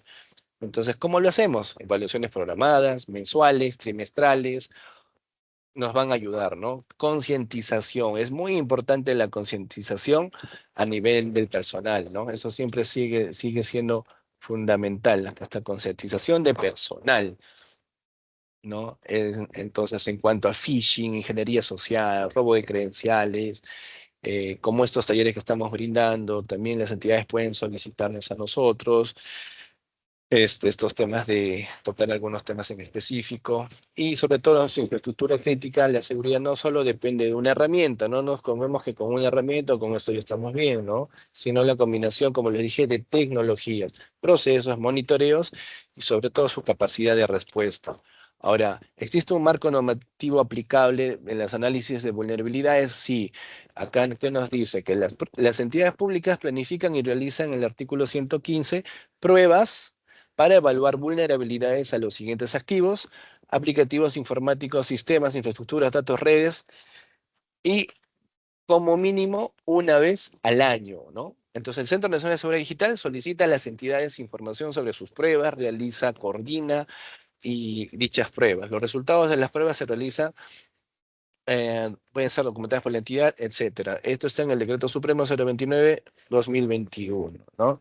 Ahora, uy, me faltó una diapositiva, bueno, está bien. Ya para finalizar, recuerdan el caso que habíamos visto de esta empresa que había sido afectada. Pues vamos a ver la parte final de esto. Escuchen. Los programas de los distintos departamentos estaban conectados entre sí a través de la infraestructura informática. Nada funcionaba ya, ni la caja registradora ni el sistema de alarma. Organismos públicos enteros, desde la Oficina de Bienestar Social hasta la de Inmigración, tuvieron que cerrar. El ataque afectó e intranquilizó a la población. La gente se preguntaba si seríamos capaces de pagar la asistencia social, las dietas, la ayuda a los ancianos.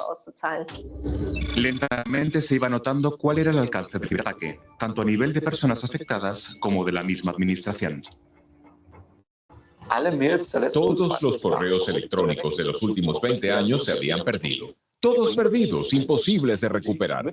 ¿Cómo transmito esto a mis colegas y empleados? Lo sentimos, su cerebro se borró, porque muchos utilizan su sistema de email como un archivo donde guardan todos los correos del trabajo.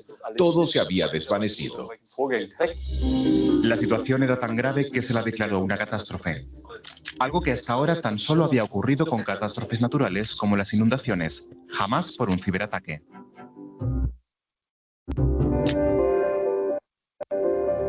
El ejército alemán intervino enviando sus expertos informáticos para ayudar a las autoridades a recuperar el control de la red. Eso nos ayudó mucho porque en el departamento de informática no disponíamos de suficiente personal.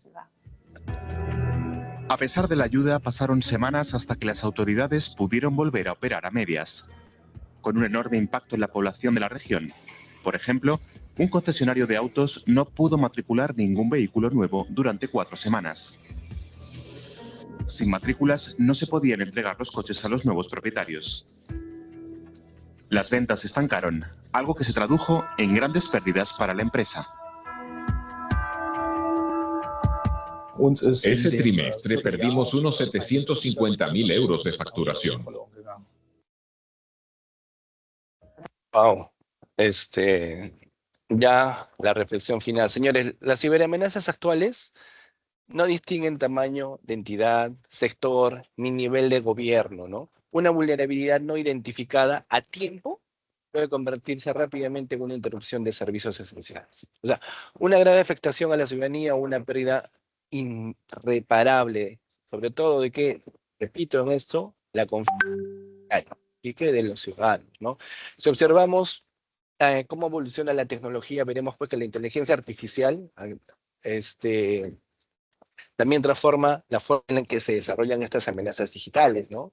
Y lo estamos viendo hoy en día. En los próximos años podría aparecer ataques de ingeniería social mucho más sofisticados, como ya los están habiendo, capaces de simular entidades digitales, pero creíbles, generar perfiles falsos, dificultar poderlos distinguir, ¿no? Y mantener, pues, conversaciones automatizadas a un nivel ya de realismo cada vez mayor, que es lo que se está viendo. Entonces, a diferencia de los ataques tradicionales, ya con IA, estas nuevas capacidades ya permiten a generar confianza durante largos periodos, ¿no? O influir en decisiones a las personas de manera más efectiva. Entonces, ¿esto qué dice? ¿No? Nos representa un desafío importante. ¿Por qué? Porque en muchos casos ya será cada vez más difícil diferenciar entre una interacción legítima y una manipulada, ¿no? Es por ello, damos atención a que la ciberseguridad del futuro ya no depende únicamente de un antivirus, un firewall, sino también de la capacidad avanzada, la detección, el monitoreo y el análisis, sobre todo de quién, de la ciudadanía digital. Y ustedes como gente de TI, oficiales de seguridad, interesados, público en general, que ser más conscientes y estar cada vez más preparados, ¿no? Ahora, obviamente, como siempre existe una contraparte, la IA también es es algo que suma, ¿no? Nos ayuda a conciencia, educación continua, tecnología a nuestro favor, procesos, buenas prácticas, colaboración, continuidad, preparación y respuesta efectiva. O sea, entonces juntos seamos más fuertes. Y ya para terminar, entendamos esto, y eso es muy importante, al menos los que trabajamos en el sector público y también empresas que ofrecen un servicio. Detrás, señores, de cada sistema digital existen servicios de millones de ciudadanos, todos los días, hospitales que necesitan acceder a información médica, una municipalidad que brinda atención a la población, un sistema de identidad digital, una plataforma educativa, un servicio público que debe mantenerse operativo incluso en momentos más críticos, ¿no? Entonces, muchas veces pensamos que un ciberataque solo afecta a las computadoras o al servidor, pero en realidad pues, puede afectar a personas, familias, instituciones, servicios esenciales de los que dependen toda una sociedad. Entonces, es un objetivo de este CIMAC que no solo representa un ejercicio técnico, sino representa pues un esfuerzo conjunto para que podamos fortalecer esas capacidades, ¿no? Aprender de escenarios reales y sobre todo prepararnos, ¿para qué? Para proteger esos servicios digitales, tanto ustedes desde sus entidades, nosotros, ayudando a la par con esto y mantener toda esa infraestructura segura, ¿no? Porque la seguridad digital ya no se trata solamente de qué, de sistemas, sino de proteger la continuidad, la confianza y como les hablaba acá, y lo tengo acá en la imagen, el bienestar de las personas, ¿no? Recuerden que detrás de cada clic hay personas, detrás de cada sistema tenemos un propósito. La ciberseguridad es cuidar lo que más importa. Bueno, ya para terminar, cualquier consulta quieran hacer llegar sobre los servicios que ofrece el centro, les comunico, tenemos un correo que es contacto@cnsd.gov.p. Para solicitar el servicio de análisis de vulnerabilidades, podemos darle información a vulnerabilidades@cnsd.gov.p. También tenemos, no olviden registrar sus incidentes a través de https facilita.gov.p, el formulario 1025. Repórtenos sus incidentes o a través del canal incidentes@cnsd.gov.p. También para complementar esto, yo realicé una pequeña, este, una pequeña evaluación, como unas preguntitas para los que quieran pues fortalecer, ¿no? Igual los que me respondan bien, yo les comparto un material de inédito que tengo ahí de hacking ético, un PDF. Así que sí. Eh, realicen aquí, por favor, les agradeceré. Este es el enlace. Pueden iniciar, ponen solo su nombre y ya tengo a Yulisa Riveros, ya tengo a Stephanie, Carlitos, Rosmer, José Salvador. De la misma forma, en esta herramienta hay hay un espacio, van a ver que hay dos, uno para preguntas. De repente ahora no vamos a poder resolver todas sus preguntas, pero quisiéramos atenderlas a todas. Pueden dejar ahí donde dice comentarios, preguntas, si tuviesen, que yo prometo en el lapso también del día responder cada una de esas. También el factor tiempo involucra. Pero a ver, ¿cuántos ya tenemos acá? Ya tenemos a Yanela Pequeño, Rosme, Carlitos, Pero Valerio. A ver, vamos a esperar un par de minutos más. Charlie, mientras van participando de tu cuestionario, hay unas preguntas que han dejado en el chat algunos participantes. Miriam Rivas dice, si se descubre una nueva vulnerabilidad crítica, ¿cuál es el tiempo estimado, un SLA, para aplicar el parche de seguridad sin interrumpir el servicio? Ya, como si se descubre una nueva vulnerabilidad crítica. ¿Cómo dijo eso lo último? Te repito, si se descubre una vulnerabilidad crítica, ¿ya? Piden un consejo, ¿no? ¿Cuál es el tiempo estimado para aplicar el parche de seguridad sin interrumpir el servicio? Ya, claro. Las aplicaciones de parches deberían ser inmediatas, ¿no? Lo que se recomienda, que siempre y más si estamos hablando si es catalogada como crítica, requiere la remediación inmediata. Es por eso que nosotros también tenemos un reporte de alertas donde publicamos estas últimas actualizaciones en cuanto a, a vulnerabilidades que se identifica y lo compartimos. Esto lo pueden ver desde el portal, les voy a pasar acá, cnsd.gov.p, donde tenemos alertas informativas de todas las vulnerabilidades que está habiendo hoy en día y las medidas correctivas. Incluso cuando ya es un nivel más alto, tenemos una comunicación directa con las entidades, eh, con los jefes o con los oficiales de seguridad, perdón, para hacerles llegar estos alcances.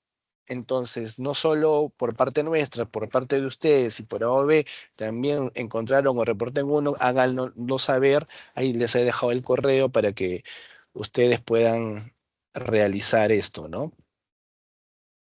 ¿Dónde está? Perfecto, Acá abajo, un segundo. PAC. Contacto@nsd.gov.p. O incidentes, disculpen, si tienen incidentes de seguridad digital. perfecto. Una pregunta de la usuario Claudia Matos. Dice, ¿cómo usar la inteligencia artificial para eliminar los ataques cibernéticos, entendiéndose vulnerabilidades, ¿no? Muy bien, Claudia, muy buena tu pregunta, como vemos decir, o sea, la inteligencia artificial puede convertirse en una herramienta, pues hoy en día muy importante, ¿no? Para fortalecer la ciberseguridad, especialmente en las capacidades de detección temprana y respuesta rápida. Ahí, por ejemplo, una IA puede analizar grandes volúmenes de eventos, ¿no? Eso es positivo. Detectar compromisos anómalos, que podría muchas veces pasar desapercibido por un analista humano, ¿no? También puedes utilizarlo para identificar patrones sospechosos, phishing, reconocer malware, o correlacionar eventos, por ejemplo, en 100, ¿no?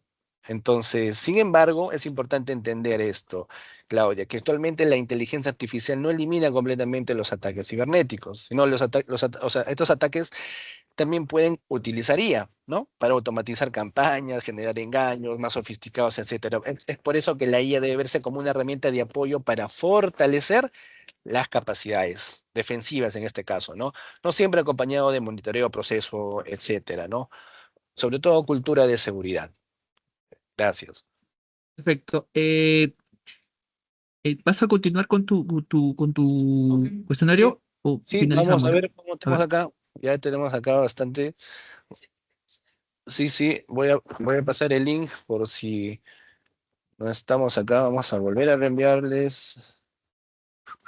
Uy, uy, uy, ¿dónde estamos? Let's go, pass.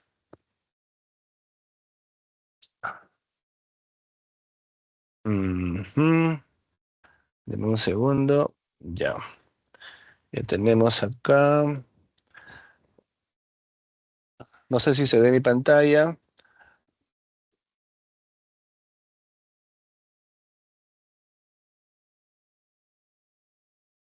Ya, tenemos a todos iniciados. Los que no han podido iniciar, pueden escanear el QR y les va a redirigir. Ya tenemos pues, a Elvi, Yesenia, Ana, Kenny, Fernando, Carlos, Mari, Peter, Jorge. Gracias por participar. Igualmente a las entidades que tengo, estoy leyendo algunas, no me he dado tiempo de leer a todas. Este, ya vamos a iniciar, ¿ok?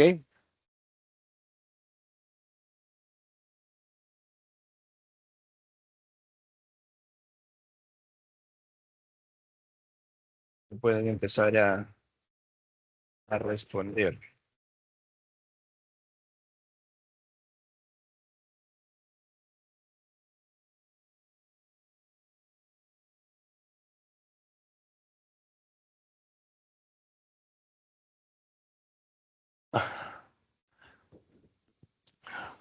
Muy bien, tenemos saturación en S en 4%. Ya, vamos a ver la respuesta correcta, señores, era la B. Posibles, la pregunta, ¿cuál es el principal riesgo de mantener servicios administrativos expuestos directamente a Internet como RDP, VPN o paneles web? Señores, en muchos incidentes reales observados tanto pues entidades públicas como privadas, los accesos remotos expuestos a Internet representan uno de los principales riesgos de ingreso inicial, ¿no? O sea, servidores como RDP, VPN o paneles administrativos pueden convertirse ¿en qué? En puertas de entrada, cuando existen contraseñas débiles o reutilizadas o configuraciones inseguras. O sea, en varios casos de ransomware a nivel internacional, y, o sea, todo comenzó precisamente por este tipo de accesos expuestos, ¿no? Entonces, vamos con la siguiente. ¿Qué características convierte a un patrón Bitcoin en un posible indicador de comando y control C2?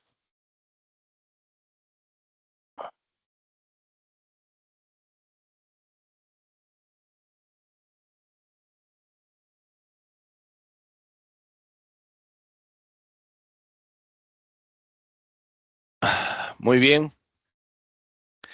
Y la respuesta es la B. Exacto. Comunicación periódica y automatizada hacia destinos externos. O sea, cuando un equipo comprometido se comunica constantemente, señores, con su infraestructura externa, cada tiempo esto puede representar un patrón, pues, de un Bitcoin, ¿no? O sea, desde un SOC o un CECIR, este comportamiento llama la atención, ¿no? ¿Por qué? Porque muchas amenazas modernas necesitan mantener esta comunicación, como les habíamos hecho en el ejemplo práctico, ¿no? Con servidores externos. ¿Para qué? Para recibir instrucciones o enviar información robada. O sea, monitoreo, no nos olvidemos, siempre monitoreo. ¿Cuál es la diferencia importante entre un incidente contenido en fase temprana y uno detectado en fase de impacto?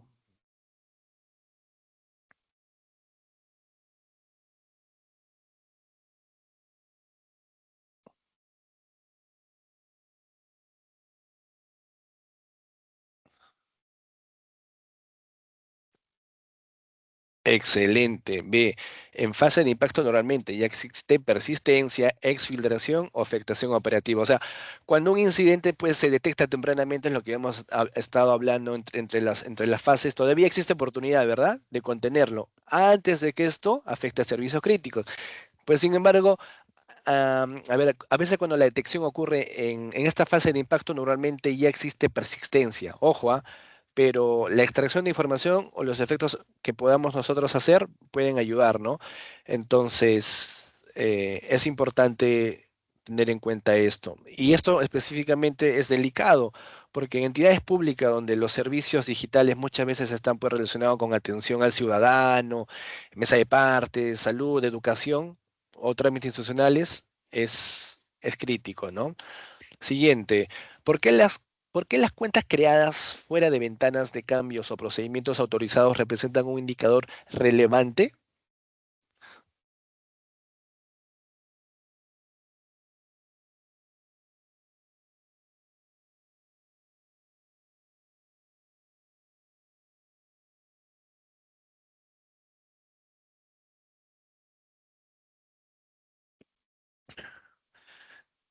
Muy bien, la B, porque puede representar mecanismos de persistencia o abuso de privilegios. O sea, una cuenta creada fuera de un procedimiento autorizado puede representar un mecanismo utilizado por un atacante, ¿verdad? Para mantener, ¿qué? Acceso al entorno. Entonces, en análisis reales, muchas veces, pues, estas cuentas intentan pasar desapercibidas, ¿no? Usando nombres similares o cuentas legítimas del sistema o soporte técnico, ¿no? Como también lo hemos visto en el ejercicio. Entonces, muy bien, vamos bien, ya estamos ya en la penúltima pregunta. ¿Cuál es uno de los principales desafíos futuros relacionados con la inteligencia artificial e ingeniería social? Muy parecida a la pregunta que hizo Claudia.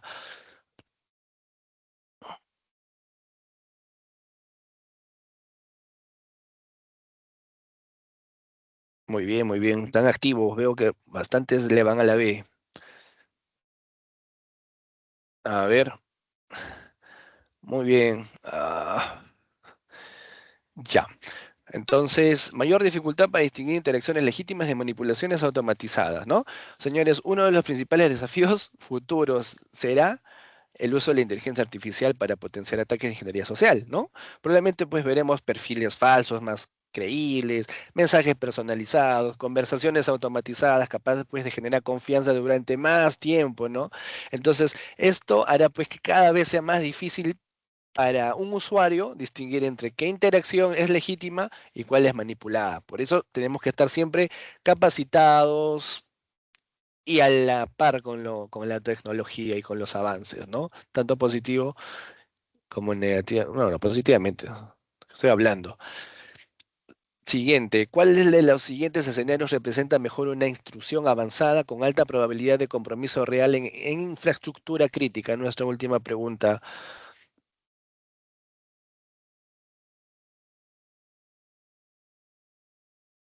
Ay, me agarró un resfrío fuerte. Ajá, muy bien lo que me la C. La correlación de notificaciones exitosa tras múltiples fallos, creación de cuentas no autorizadas, comunicaciones periódicas hacia infraestructura externa y transferencia inusual de información. O sea, lo más importante aquí, señores, es entender que, entender que los incidentes reales rara vez se identifican por un único evento aislado. Ya lo hemos visto, ¿no? Lo que realmente genera preocupación es cuántos múltiples indicadores empiezan a relacionarse entre sí, ¿no? O sea, accesos sospechosos, cuentas autorizadas, conexiones periódicas, o sea, hay un sinfín de patrones que podemos identificar, ¿no? Cuando ya varias señales coinciden al mismo tiempo, pues ya no estamos hablando de una simple alerta, ¿no? Sino es una probabilidad de compromiso real, del entorno. Por eso hay que estar bastante atentos. A ver, uy, muy bien. Gonzalo Berceli Meyer, 6 de 6. Yesenia, 6 de 6. Leo, Álvaro, Juan Pérez. Tenemos nuestro top 5 de las respuestas realizadas. Muy bien, muchachos. Al costado del formulario de ese mismo que les he compartido, tienen tienen una opción que dice question. Ahí pueden hacerme llegar preguntas si gustan. Lo estoy habilitando, lo tenía cerrado. A ver dónde estamos. Acá. Lo he cerrado. Vamos a abrirlo. Ya. Si tienen preguntas, dudas que puedan hacerme llegar en el transcurso de... Yo voy a estar respondiendo. Como le dije, a veces el tiempo no nos ayuda mucho. Entonces, gracias por su participación. Gracias por ser parte de esta charla. Vamos a seguir mejorando y, y bueno, eso sería todo por mi parte. Muchas gracias, Charlie, por compartirnos tus conocimientos y experiencias. Estoy seguro que a más de uno les va a ser muy útil. Bueno, para poder recordarles, este ciclo de talleres continúa y para este próximo taller que se va a realizar este jueves 4 de junio, pues tenemos un taller enfocado en lo que es en el análisis de persistencias de amenazas cibernéticas. Esperemos contar nuevamente con su participación activa para poder fortalecer sus capacidades en un entorno digital. Sin más que agregar, damos por terminado este evento. Que tengan muy buenos días. Hasta el próximo webinar.